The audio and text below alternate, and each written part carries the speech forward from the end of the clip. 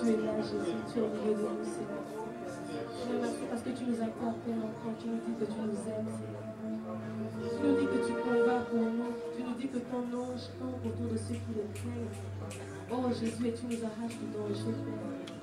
Merci pour ton amour, Seigneur. Merci pour ta sagesse. Seigneur, merci parce que tu es au milieu de nous, Seigneur. Que tu nous remplis encore de toi, Seigneur. Seigneur, tu nous remplis encore de crainte, Papa. Seigneur, nous voulons craindre, Seigneur, ton nom, Papa. Et nous voulons fuir le péché, Jésus. Nous voulons nous sanctifier, Papa. Nous voulons nous purifier, Jésus. Seigneur, afin qu'on puisse te voir quand tu viendras. Oh, Seigneur. Seigneur, tu nous mets à part, Jésus. Tu nous mets à part, Seigneur, pour te craindre encore.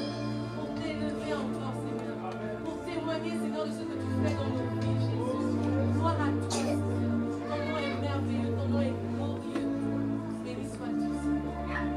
Alléluia. Alléluia.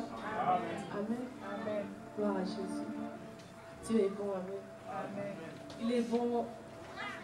Son nom c'est Jésus. Amen. C'est celui qui sauve. Celui qui guérit, celui qui restaure, celui qui transforme les vies. Amen. Il est bon parce que il appelle toujours les gens sans importance en fait. Il se tourne vers les gens qui sont rejetés. Il se tourne vers les oubliés en fait. Quand la société t'oublie, quand tu es là dans ton coin, lui il est là pour nous. Alléluia. Et il est grand. Il est grand. Amen. Je veux qu'on partage un Samuel pour encore élever ce Dieu-là. Un Samuel verset 9. Un Samuel 9. 9, 14.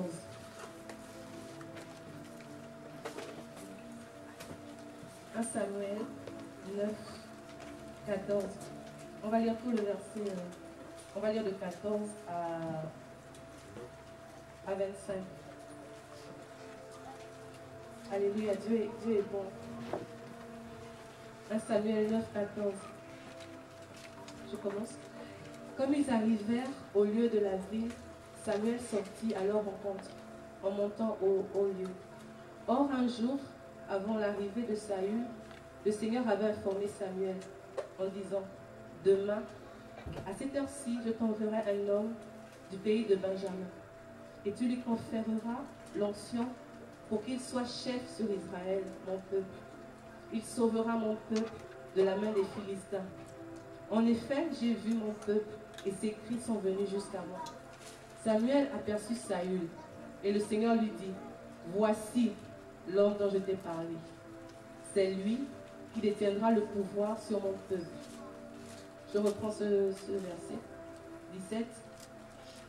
Samuel aperçut Saül, et le Seigneur lui dit, « Voici l'homme dont je t'ai parlé, c'est lui qui détiendra le pouvoir sur mon peuple. » Continue. Saül s'approcha de Samuel à l'intérieur de la porte de la ville et dit, « Indique-moi, je te prie, où est la maison du voyant. » Samuel lui répondit, « Je suis le voyant. Monte avec moi en haut lieu. Vous mangerez aujourd'hui avec moi. Je te laisserai partir demain et je te renseignerai sur tout ce qui t'inquiète. Ne t'inquiète pas de tes ânesses qui ont été perdues. Il y a aujourd'hui 3 jours, elles ont été retrouvées. » Je saute jusqu'à 21. Saül répondit, « Ne suis-je pas un benjamite de l'une des familles les plus petites d'Israël? Mon clan n'est-il pas le plus petit de tous les clans de la tribu de Benjamin? Pourquoi donc me parles-tu de la sorte? » Samuel prit Saül et son serviteur, les fit entrer dans la salle et leur donna une place à la tête des invités, qui étaient environ 30 hommes. Je reprends le verset 22. Samuel prit Saül et son serviteur, les fit entrer dans la salle et leur donna une place à la tête des invités, qui étaient environ 30 hommes. Samuel dit au cuisinier, « Mais serve la part que je t'ai donnée en te disant, mets-la de côté. » Alléluia. Voilà Saül, un jeune homme d'une petite tribu sans importance que son père envoie il lui dit, va chercher les ânesses qui sont perdues. Et quand on lit les versets d'avant, on se rend compte que Saül a marché longtemps avec son serviteur, parce qu'il cherchait en fait les ânesses. On l'a envoyé, on a dit, va chercher les ânesses.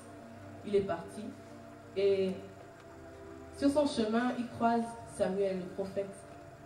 Or, bien avant, le peuple d'Israël avait demandé au Seigneur un roi, parce qu'il ne voulait plus dépendre de Dieu, parce qu'il ne le voyait pas. Il voulait un roi, quelqu'un comme ça qui pouvait voir, toucher.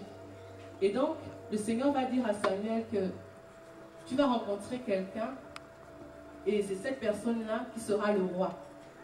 Donc, quand Samuel sort, il rencontre qui? Saül, un jeune qui va chercher les ânesses. Donc imaginez, quelqu'un qui a marché pendant 2 jours dans la poussière, qui est tout sale et tout. Et on lui dit, c'est lui, c'est le petit là, c'est le jeune là, qui sera le roi d'Israël. Et comme ça ne suffisait pas, il l'emmène, déjà dans un premier temps, il va avec lui dans un lieu élevé. Il l'emmène en haut. Malgré sa saleté, il ne dit pas va te laver ou bien sois présentable ou bien machin. Il dit allons d'abord, allons, je t'emmène. Alléluia. C'est ce que le Seigneur veut faire avec nous. Il nous dit, malgré la manière dont vous êtes là, vous n'avez pas de titre dans la société. Vous êtes là, vous marchez peut-être comme Saül, hein, n'importe comment. Vous cherchez, on ne sait pas trop quoi chercher. Quelqu'un cherche peut-être des enfants, le mari. Chacun d'entre nous a quelque chose qui cherche la promotion, la stabilité, l'amour, la confiance en soi, l'amour d'un père, l'amour, la reconnaissance. Mais le Seigneur dit, viens d'abord, je vais t'emmener. Je suis sûre que Saül devait se dire, mais il m'emmène où? Je cherche les ânes. Tu m'emmènes où? Le Seigneur l'a retiré, le Seigneur l'a élevé. Parce qu'il ne s'y attendait pas, il n'a pas calculé. Nous, on calcule, on planifie. On pense qu'on maîtrise les temps, les circonstances. On dit, je veux ça. Je veux un mari qui sera comme ça. Je veux un métier avec ces horaires-là. Je veux ça. Et on veut faire ce que Dieu est censé faire. On se rend compte qu'à chaque fois qu'on veut conduire nos vies, comme on sait le faire, comme on croit savoir le faire, on échoue. Et le Seigneur veut qu'on soit comme ce jeune homme qui a simplement obéi à ce que son père lui a demandé de faire, sans calculer. Et on voit après que Saül va dire, mais pourquoi moi? Je suis déjà le plus petit de ma famille. Je suis d'une tribu tellement petite en fait. Je n'ai pas de titre. Et on va voir quand on lit les Écritures que c'était la même chose pour David. Il était le plus petit. On n'a pas calculé David. Quand on est venu chercher, on dit non, non pas. Lui, bon, c'est pas grave, il est dans la forêt là-bas. Les frères qui sont les plus imposants, les plus importants sont là. On n'a pas besoin de lui. Et le Seigneur dit non, c'est pas tout ce monde-là. C'est celui qui est là-bas, le petit là. Celui qui n'a pas d'importance à vos yeux. C'est lui que je veux oindre pour devenir le roi d'Israël. Et c'est la même chose avec Jérémie. C'est la même chose avec tous les prophètes. Quand on lit avec Gédéon, c'est pareil. Alléluia. Le Seigneur prend toujours ceux qui sont, comment dire, ceux qui sont rejetés de la société, rejetés de la famille. Alléluia. Et plus tard, on verra que il va prendre Samuel va prendre Saül et son serviteur, et il va les conduire à la table des rois. Et je suis sûre, quand j'ai lu ce verset, que il y avait déjà des prétendants, hein, des prétendants à la royauté. Parce qu'il y avait des nobles, on dit qu'il y avait 30 personnes. Ce sont des gens qui se sont préparés à ça. Ils ont dit, on veut un roi à Dieu. Ils ont dit, on veut un roi. Et je suis sûre que parmi les notables, il y avait déjà ceux qui étaient destinés. Ils étaient assis, ils se sont lavés, ils se sont habillés de fête. Parce qu'ils pensaient que ce jour, on devait dire, c'est toi le grand. C'est toi. Et la Bible dit que Dieu confond les sages de ce monde. Les gens sont là comme ça, les gens qui ont appris, les gens qui sont, je ne sais pas ceux pour qui, quand ils passent, on les laisse passer, tapis rouge. Ils étaient là, tous assis. Mais Dieu confond. Il dit, c'est pas vous. Parce que je me suis choisi quelqu'un. Je me suis choisi un peuple. Quand Jésus est venu, il allait en Israël. Les siens ne l'ont pas reçu. Et il nous a appelés. Nous n'étions rien. Même pas destinés. Même pas. Même pas. Il dit c'est eux. Il nous appelle à règne. Il dit vous qui êtes là, cachés là dans les bas-fonds, c'est vous que je vais utiliser pour que le nom de Dieu soit élevé. Alléluia. Quand je vois ça, je dis waouh, Seigneur. Seigneur, c'est une raison de plus pour se lever le matin avec la joie dans le cœur. C'est une raison de plus pour dire Seigneur, je sais que je n'ai rien, mais le peu que j'ai, Seigneur, merci. Merci. Parce que je sais, Éternel, que tu es le Dieu de la multiplication. Tu es le Dieu qui va encore essuyer les larmes, mes larmes, les larmes de ceux qui m'entourent. Parce que Dieu a un projet pour chacun d'entre nous. Et ces sages-là étaient assis. Et Saül est rentré. Il n'avait pas préparé ça. Donc, la Bible ne dit pas qu'il avait un vêtement, qu'on lui a donné, bon, va vite prendre d'abord ça, ma chemise quand même, parce que là, tu... Non, il est venu comme il était. La Bible dit, viens comme tu es. Et je suis sûre, quand j'ai cette image en tête, que quand Saül marchait, les gens devaient dire, déjà c'est qui même? C'est qui lui? Il est jeune, on ne le connaît pas, il est habillé bizarrement, c'est qui? Mais Saül l'emmène, il dit, assieds-toi là, assieds-toi en face de tout ce monde-là, parce qu'il ne mérite pas d'être le roi d'Israël, mais c'est toi qui étais le plus petit. Allez, est-ce que vous comprenez un peu? Amen, amen, amen. Il n'était rien, mais il s'est retrouvé devant. Et ce que j'aime le plus, c'est quand Saül va dire au serviteur, va prendre la nourriture que j'ai mise de côté. Alléluia. Le Seigneur a réservé quelque chose pour toi. Quelque chose que personne n'a goûté. Quelque chose qui est au frais. Qui est au frais. Donc les gens sont là, ils sont là. Il y a la nourriture, il y avait sûrement du vin de grand prix. Les gens mangeaient, peut-être qu'il ne restait plus grand chose, mais avec quelque chose qui était mis de côté pour Saül. Donc peu importe l'heure à laquelle il venait, il devait s'attabler, il devait manger. Alléluia. Peu importe le temps que tu vas prendre pour ouvrir les yeux, pour te lever, reste dans la sanctification. Parce que si quelque chose du Seigneur est en toi, sache que le jour où tu vas te lever, où tu vas dire maintenant je vais expérimenter la gloire de Dieu, il va dire oui, mon fils est prêt, ma fille est prête, je vais prendre ce que j'ai mis de côté. Alléluia. Peu importe le temps, parce que c'est vrai qu'on n'est pas pareil. Il y a des personnes qui comprennent plus vite la parole. Il y a des personnes qui prennent du temps. Il y en a qui raisonnent encore. Ce n'est pas pour autant qu'on va dire oh non, l'un est plus faible, l'un est derrière. Un petit témoignage. Hier, j'étais chez une soeur et j'ai été bénie parce qu'elle me disait en fait. Je me suis dit, oh, mais c'est pas souvent ceux qui sont devant qui parlent à l'assemblée, là, qui aiment vraiment le Seigneur comme ça. Je me suis dit, mon Dieu, cette femme, elle est là comme ça, on peut la voir le dimanche.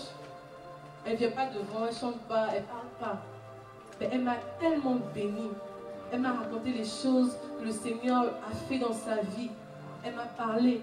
Et j'avais envie de prendre un cahier et de noter ce qu'elle me disait. Tellement c'était... Je bénis le Seigneur. Quand je suis entrée, j'ai dit à mon mari que je ne pouvais pas imaginer en fait que cette femme avait une si grande sagesse. Alléluia. Parce que Dieu confond. Il prend les gens qui sont cachés. Les gens qui fléchissent les genoux dans le secret. Les gens qui pleurent pour les âmes des autres. C'est impressionnant. On ne se rend pas compte à quel point il y a des personnes dans l'assemblée. Ça a vraiment changé ma manière de concevoir les choses. Je dis, je vais arrêter de dire aux gens, lève-toi, va chanter, va prier. Je dis, non, il y a des gens qui font des choses même plus que moi. Il y a des gens qui se lèvent toutes les nuits pour prier, qui fléchissent les genoux dans leur chambre, et qui ne disent pas. On n'a pas besoin de se vanter, de dire que, voilà, moi j'ai lu déjà la Bible 3 fois. Moi. Non, non, non, non. Parce que ces personnes-là savent qu'elles servent un grand Dieu. Alléluia. Et vraiment, quand on chantait, c'est ce qui me venait. Je disais, il faut que je dise au peuple du Seigneur que vous n'êtes pas là en vain.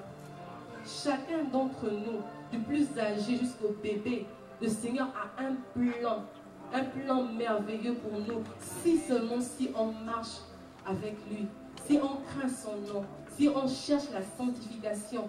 Et comme on a dit à Saül, un plat est mis de côté. Alléluia. Jésus a dit, je suis allé vous préparer une place. Donc une place est mise de côté pour nous. Et au temps favorable, au temps où on aura accepté le brisement, au temps où on aura accepté que le Seigneur nous façonne. Parce que ce n'est pas facile. Il y a beaucoup de personnes qui aiment le Seigneur, qui veulent suivre le Seigneur, mais qui n'arrivent pas à payer le prix. Le Seigneur dit dans sa parole, si quelqu'un veut me suivre, qu'il renonce à lui-même, qu'il prenne sa croix. Ça veut dire que c'est un travail que chacun d'entre nous doit faire. Parce que de toute manière, la place est déjà réservée. Le plat est déjà mis de côté. Mais si tu ne viens pas à la rencontre du Seigneur, le plat ne va pas se déplacer pour venir te trouver. Si tu ne vas pas à la rencontre du Seigneur, ta place, bien qu'elle soit préparée, va rester vide. Parce qu'il n'y a personne. Il n'y a personne. Amen. Encore, je t'aurais dit cet après-midi que chacun d'entre nous a une place réservée. Mais ce serait bête de passer à côté. De laisser ça comme ça vide. Parce qu'il est encore temps. Il est encore temps de chercher le Seigneur. Il est encore temps de dire, Seigneur, peu importe ce que je suis, peu importe ce que je sais, j'ai envie de te connaître davantage. Pour pouvoir bénéficier de tout ce que tu as mis de côté pour moi. Parce que ces choses sont vraies. Jésus est vrai. Il existe. Il vit. Alléluia. Amen. Ce ne sont pas des mots, ce ne sont pas des histoires. Et chacun d'entre nous, je le redis, peut expérimenter la gloire de Dieu. Quand je parle de la gloire de Dieu, je ne parle pas des miracles ou de quoi que ce soit. C'est bien, mais ce n'est pas le plus important. Je parle de la communion avec le Seigneur. La communion où quand tu te lèves le matin, Jésus te parle. Il te dit, tu es mon fils, tu es ma fille. Aujourd'hui, je veux que tu fasses ça. Aujourd'hui, je veux te conduire là-bas. Et c'est possible. Souvent, quand j'écoute les frères, surtout le frère Chora, il dit, cette nuit, Jésus est venu, il m'a emmené. J'ai dit, il dit, la dernière fois, les anges sont venus, j'étais malade, ils m'ont touché comme ça. Ils ont pris la maladie, ils ont chassé, ils ont... Je dis, à un moment, je demandais à ma mari, c'est un rêve, c'est en réalité, est-ce qu'il voit vraiment les anges là? Et je veux arriver à cet état. Je veux encore arriver plus loin. Amen. Alléluia. Amen. Je veux marcher dans la rue et sentir que Jésus est là, il prend ma main, on marche comme ça. Cherchons. La Bible dit cherchons à connaître, cherchons et connaissons, cherchons. Alléluia. Amen. Et même si après, c'est vrai que la vie de Saül après m'a beaucoup déçu. Mais en sachant, c'est encore même quelque chose même que je reçois à l'instant, le Seigneur sait tout. Il savait que Saül devait le décevoir. Mais malgré ça, il a donné une chance. Le Seigneur sait que, voilà, on est faible. Il sait ça, mais malgré tout, il dit, c'est toi que j'appelle. C'est nous que le Seigneur appelle. En sortant d'ici, ne soyons pas défaitistes. Sortons d'ici en victorieux. Alléluia. Amen. La Bible parle de la bonne nouvelle. La bonne nouvelle, c'est que Jésus nous aime. Quelle nouvelle encore on veut? C'est la bonne nouvelle par excellence. Parce que toutes les nouvelles de ce monde passent. On veut toujours plus. Tu as une voiture aujourd'hui, demain tu veux un avion. Tu as ça aujourd'hui, demain tu veux ça. Parce que les choses de cette terre, comme disait Salomon, vanité des vanités. Tout est vanité. Il n'y a que l'amour de Dieu qui reste. Amen. Alors cherchons à garder cet amour plus que tout. Plus que tout. Qu'est-ce que tu n'es pas prêt à lâcher en fait? Tu veux dire, oui Seigneur, je veux te suivre. Seigneur, je t'aime. Seigneur, je t'ai accepté. Je suis chrétien moi. Né de nouveau, je parle en langue. Ok, pas de souci. Mais qu'est-ce que tu ne veux pas lâcher? La petite chose que tu dis, non, je peux tout faire pour Dieu. Hein. Je peux faire ce qu'il veut, mais ça, je ne laisse pas, c'est trop. Dieu va comprendre. L'orgueil. On te dit, oh, ok, tel il t'a offensé. Ta soeur t'a offensé. Mais toi, fais le premier pas. Ah non. Je ne peux pas, c'est pas moi qui ai tort. C'est la personne qui elle m'a insulté. Attendez. Quelqu'un m'insulte, pourquoi c'est à moi? Le Seigneur te dit pardonne. Parce que ta délivrance viendra du pardon que tu accorderas. Mais c'est dur. Seigneur, je veux me sanctifier. Mais même si j'écoute un peu la musique du monde, ça fait quoi? Ça ne fait rien. Je peux écouter de temps en temps. De toute manière, c'est pas comme quand je suis à l'assemblée, je chante, je ferme les yeux, je réalise. Mais quand je suis avec mes amis, je peux danser un peu. Beyoncé, ça fait rien. Est-ce que c'est parce que j'écoute Beyoncé que je n'aime pas Dieu? J'aime Dieu. Il y a beaucoup de raisonnements. Mais tant que tu n'auras pas laissé cette chose, le petit péché mignon, joli, auquel tu tiens, tu resteras au même niveau. Au même niveau. Seigneur, je veux me marier. Je veux un homme qui va m'aimer. Je veux un homme qui ne va jamais me tromper. Mais en attendant que tu me le donnes, je garde quand même le numéro du petit dragueur là. On ne sait jamais. On ne sait jamais. Je garde quand même la petite copine parce que j'ai besoin d'elle quand même. Et comment tu veux que Dieu te donne quelqu'un selon son cœur si tu n'acceptes pas de lâcher? De lâcher. Il y a beaucoup de personnes qui prêchent la parole, mais qui n'ont pas d'amour. Qui peuvent faire de grands miracles, de grandes choses, mais qui n'arrivent pas à pardonner, qui n'arrivent pas à garder pour eux. On te dit quelque chose, quelqu'un vient sourire à toi, parce que cette personne est faible, cette personne a besoin de toi. Mais toi, tu prends ton téléphone pour raconter. Comment tu veux que Dieu te confie de grandes choses si tu n'arrives même pas à garder, à prier pour quelqu'un? Alléluia. On a un travail à faire. On a un travail à faire. On ne le redira jamais assez. Mais ce que je suis venue dire encore aujourd'hui, c'est qu'il y a quelque chose de mis à côté pour nous. Quelque chose qui est au frais pour nous. Alors nous, dépêchons-nous. Alléluia. Parce qu'on n'a pas tout le temps aussi.